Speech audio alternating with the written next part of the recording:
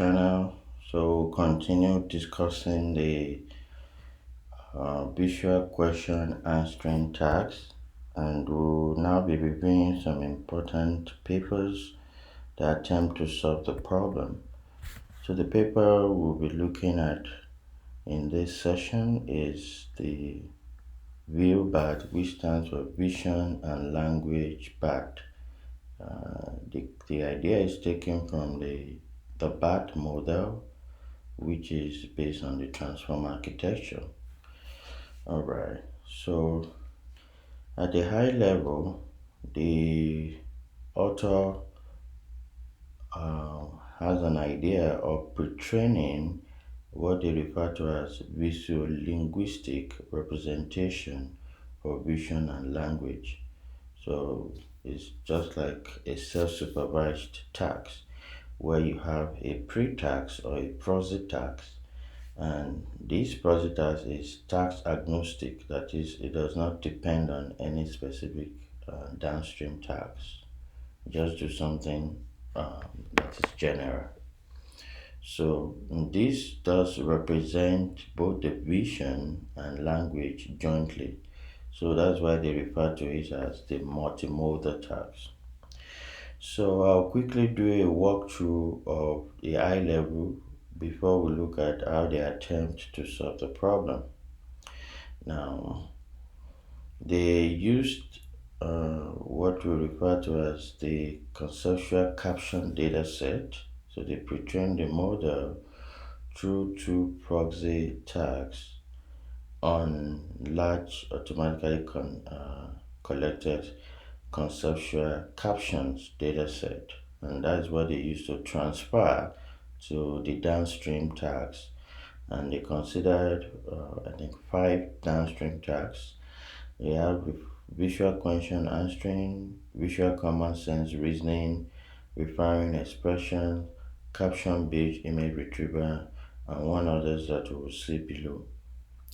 So, and they find out that their approach works better than existing state of the art. So we're going to come back to this approach, but let's look at the tasks which is on which they work on.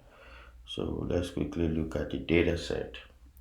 So the data set they used for pre-training is the conceptual data set, and that consists of 3.3 million image caption pairs. So you have the image and the caption, so it's a pair, and that's what they use to automatically learn the model, and they refer to that as visual grounding. Okay, now so this is the implementation there. Now these are the tags, like I mentioned this earlier, and the fifth task is the zero shot caption based image transfer.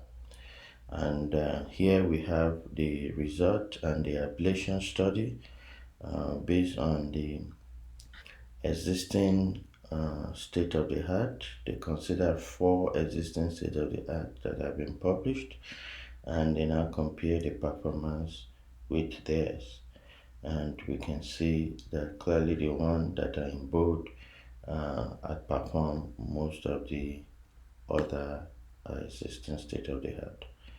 And that's essentially the high level overview of what the work is about. So what is the novelty there? They introduce a novel two-stream architecture with what we refer to as co-attentional transformer blocks. So now let's go into the details of the approach. Now, of course, the approach is based on transformer architecture. So we're going to look at what they did in the approach here. So this is the standard encoder transformer block, which consists of the query, the key, and the value. And you do some algebraic operations on these matrices.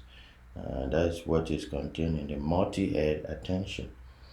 Now this is their co-attention transformer, And you can see here that the difference is just replicating this one for the visual and the other one for the linguistic. And you see that they are jointly learning both the image and the caption. Now, in more details, this figure 3 shows the two approach that they used. The first approach is the masked approach, and the second is the multimodal approach.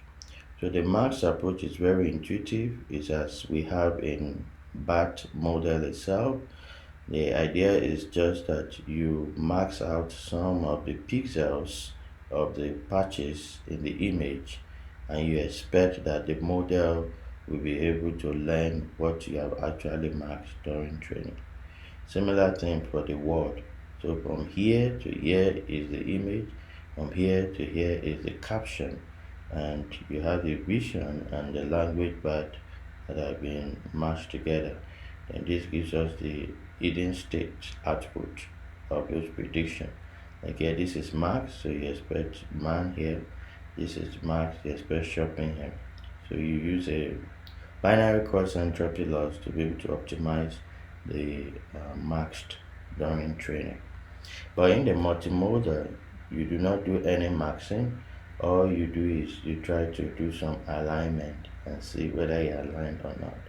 We probably will come back to this paper again and look in more details as to how this alignment was done.